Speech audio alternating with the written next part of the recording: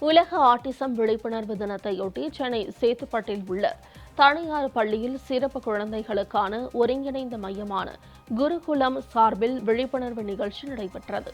இந்த நிகழ்வில் கலந்து கொண்டு ஒவ்வொரு குழந்தைகளும் தங்களின் தனித்திறமைகளான இசை கருவி இசைத்தல், யோகா செய்தல், அணிகலன்களை உருவாக்குதல், உணவு சமைத்தல் போன்றவற்றை வெளிப்படுத்தினர்.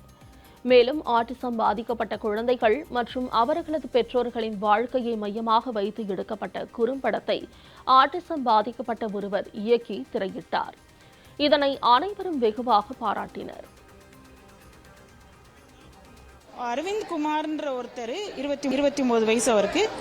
அவர் பேச மாட்டாரு, எழுத மாட்டாரு. ஆனா அவர் ஒரு சிறுகதை ஒன்று எழுதினார். அந்த சிறுகதையை ஒரு ஆட்டிசம் அவேர்னஸ்க்கு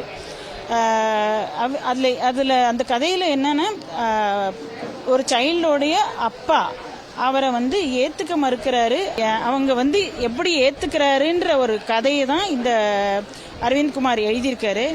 இந்த கதையை நாங்க ஒரு ஷார்ட் ஃபில்மா எடுத்து மக்கள்கிட்ட கொண்டு போய் சேர்க்கணும்னு சொல்லிட்டு, ஒன்று இந்த படம் மூலியமா அந்த மாதிரியான பசங்களுடைய பேரண்ட்ஸ்க்கு ஒரு அக்செப்டன்ஸ், ஒரு அவேர்னஸ், இதை நாங்கள் தொடர்ந்து நடத்த விரும்புகிறோம் இந்த மாதிரியான ப்ரோக்ராம்ஸை.